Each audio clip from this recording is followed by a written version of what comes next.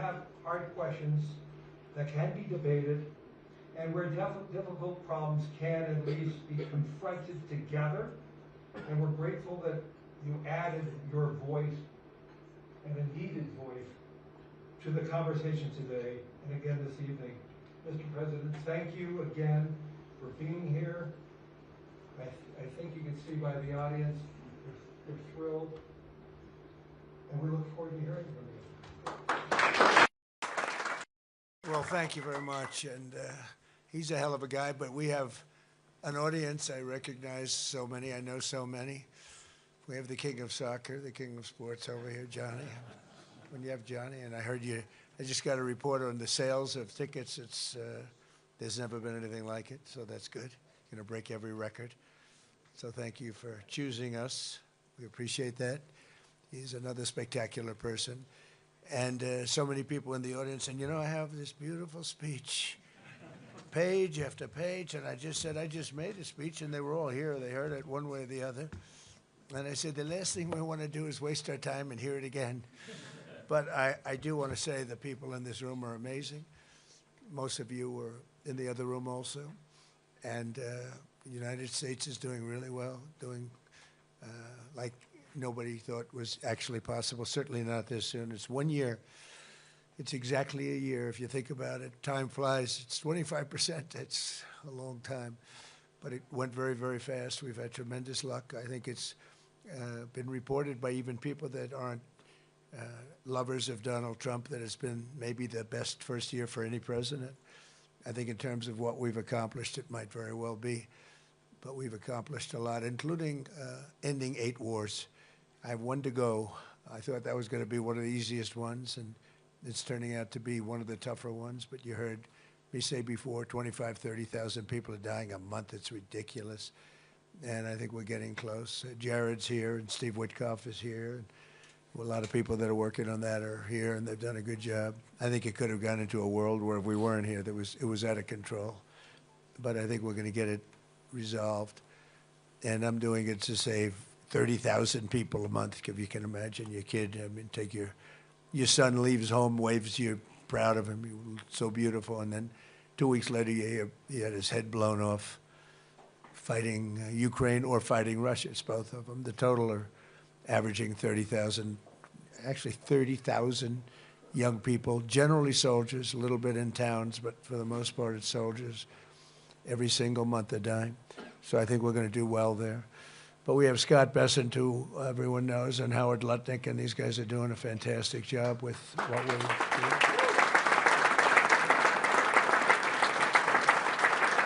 They were both recommended by many of the people in this room. I said, what do you think of Scott? Oh, he's fantastic. What do you think of Howard? Very different types. I would say these are 2 exact opposites. And I like that. I like that. They are the exact opposite. You know, I never thought of it that way. I'm just saying that I'm looking at you two. You are in every way, but they're tremendously talented people and very successful people. And I like bringing successful people in because there's a reason for success. It's one of the reasons that we've had such success. You know, we took over a country with a border that was a disaster where millions of people were coming in. Millions of people were coming in every single week. I mean, literally a week would have millions of people, and and they weren't vetted. A totally open border. You'd have people come in. You could look at them. I don't want to say why define that, because they always discriminate. So I don't discriminate. But you can look at some people and say they're criminals.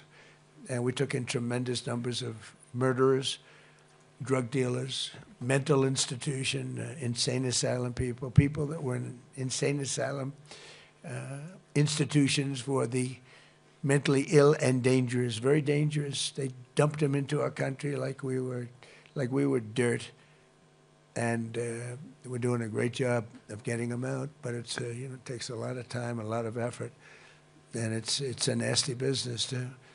But if they were bad someplace else, they're going to be bad here. They killed people in their country, whether it was Venezuela or the Congo or any of the countries where they came. In the Congo, they emptied out their jails into our country.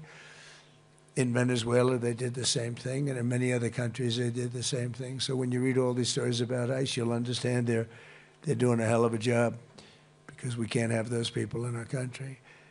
And we're getting them out.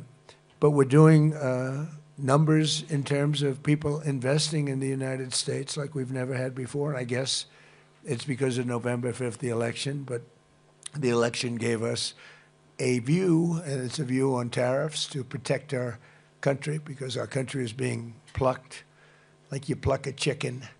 Our country was being plucked, and it wasn't good. And, you know, you can only take so much of it.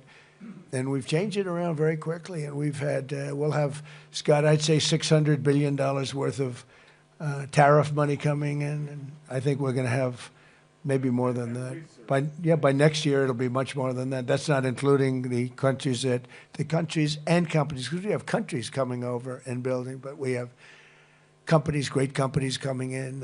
Apple is spending $650 billion. I mean, it's so many. One just announced $10 billion. Toyota, I met Mr. Toyota in Japan. So what's your name? Toyota. I said, oh, do you own the car company? Yes, 92%. I said, you didn't have to be that specific. But I said, you're rich. Yes, I'm rich. But he just announced he's going to do $10 billion worth of plants. I mean, it's amazing what's going on. Look, it's amazing. We've never had anything like it or close. Nobody else has either. So I think in terms of your investments, you're in great shape. I don't even ask anybody how you're doing now. It's like everybody is making so much money. Oh, look who I see, Tim. Hi, Tim Cook. He's been good for 650. Think of it, $650 billion. Okay, can you imagine? That's what he's going to be investing. More than that. I think it's going to end up being more.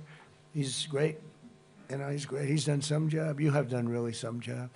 And we have so many people in this room that have done a job. I don't know how many have done better than Tim, but some are right up there with you. You better get your ass moving, I'll tell you. But fantastic people. But I go around and I say, meet the biggest people.